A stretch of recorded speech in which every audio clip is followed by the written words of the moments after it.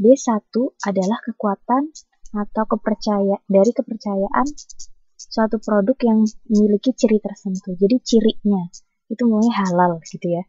Terus yang E1 itu EI bukan E1, BI adalah cirinya. Terus EI adalah evaluasinya.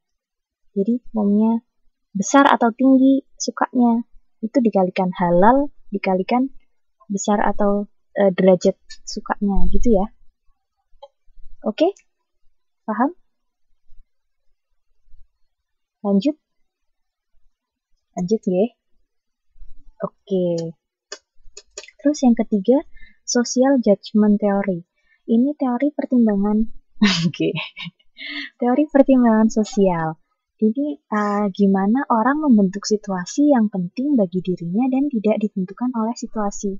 Maksudnya orang itu akan memandang sesuatu tergantung dari frame of reference. Itu tuh kayak pandangan. Apa sih frame of reference bahasa Indonesia? Pola gambaran dari referensi kita. Nah, di otak itu ada apa kayak yang tadi ya. Jadi dan frame of reference itu bisa dipengaruhi bisa terdiri dari aspek internal dan kerangka acuan. Benar. Aduh, pinter ini bahasa Inggrisnya. Aspek internal dan aspek eksternal ya.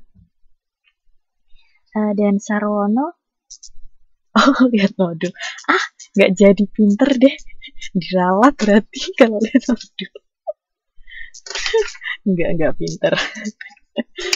Bahasa Indonesia aku lebih parah sekarang di sini. Terus ini terdiri aspek internal dan eksternal ya. Halaman berapa ya? Oh ini. Oh iya ada di buku. Sarwono mengatakan bahwa proses psikologis yang mendasari pernyataan atau perubahan sikap ya, teori social judgment ini. Jadi, social judgment theory adalah proses psikologi yang mendasari pernyataan atau adanya perubahan sikap.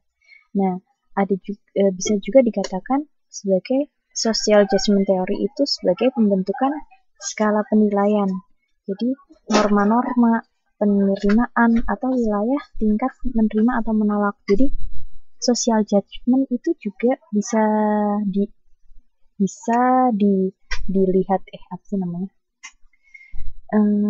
bisa berbentuk sebagai skala penilaian atau skala norma atau tingkat penerimaan kita terhadap sesuatu atau saat kita menolak atau menerima sesuatu gitu ya.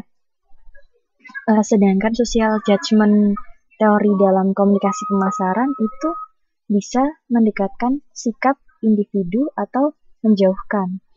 Jadi ketika ada komunikasi pemasaran misalnya, ada iklan tentang yang tentang Wardah tadi misalnya, komunikasi yang dilakukan si produsen untuk mempromosikan Wardah itu bisa mendekatkan sikap individu atau yang audiensnya yang lihat iklan itu jadi tambah senang sama produknya, atau bisa juga jauhin karena mungkin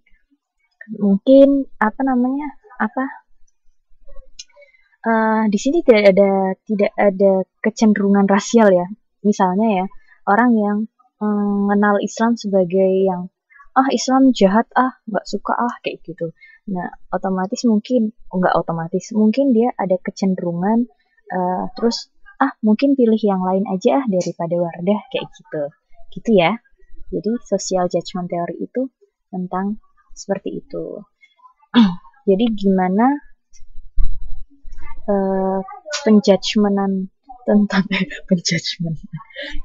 pendakwaan terhadap suatu sikap gitu ya. Oke. Terus yang selanjutnya, elaboration likelihood model. Itu dasar dari teori ini itu seseorang memproses pesan dengan berbagai cara. Jadi elaborate itu penggabungan ya, elaborasi, menggabungkan. Jadi dasarnya itu tuh gimana seseorang proses pesan dari berbagai cara. Ada dua rute perubahan sikap, yaitu sentral sama eksternal, sama aja sama yang sebelum-sebelumnya, teori sebelumnya. Jadi ada sentral itu dari dalam diri sendiri, sama eksternal atau peripheral itu bisa dilihat umpamanya kita nggak suka iklan Wardah itu tadi karena kredibilitas pokoknya artis yang dipakai di iklannya jelek misalnya kayak gitu, pokoknya kredibilitasnya siapa namanya siapa Ike Kusherawati ya. Nah si Ike itu dulunya nakal kayak gitu. Nah ada kecenderungan akhirnya dia nggak suka misalnya kayak gitu, atau kredibilitasnya Ike sekarang bagus kayak gitu, maksudnya muslim kayak gitu, jadinya orang jadi suka, ya modelnya jadi cantik gitu, jadi kredibel itu status tinggi rendah, kebaikan seseorang juga bisa di kredibel gitu ya. Tahu kan kredibilitas? Tahu ya? Terus mungkin format pesannya kurang gimana, atau format pesannya yang ngena di kita akhirnya kita suka, atau sebaliknya, atau pas suasana hati kita lagi gimana kayak gitu itu mempengaruhi ya. Terus elaborasi juga bermaksud keberadaan yang dipikirkan oleh seseorang secara cermat mengenai informasi yang relevan dengan masalah yang ada. Jadi gimana orang itu memikirkan sesuatu dan mencoba mencari nama baik, kredibel ya, nama baik atau kayak tingkat kepercayaan orang gitu, bisa dibilang kredibel.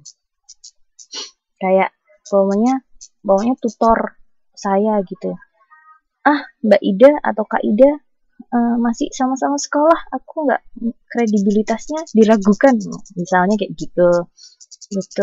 Atau ada yang bilang ini karena dia S2 makanya lebih di atas misalnya kayak gitu, dibilang kredibel lah kalau untuk ngajar misalnya kayak gitu, atau ada yang suka ada yang nggak suka kayak gitu.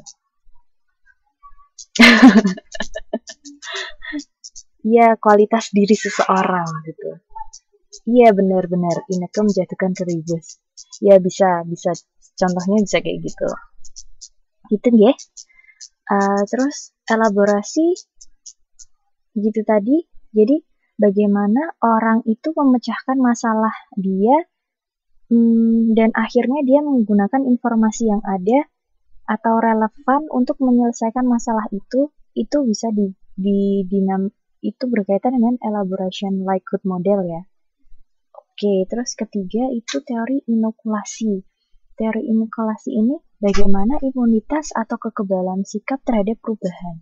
Jadi di sini di teori ini halaman 267 itu tujuan komunikator itu nggak hanya untuk mengubah sikap, tapi juga memperkebal sikap seseorang. Jadi kenapa komunikasi pemasaran dilakukan? Salah satunya untuk mempertebal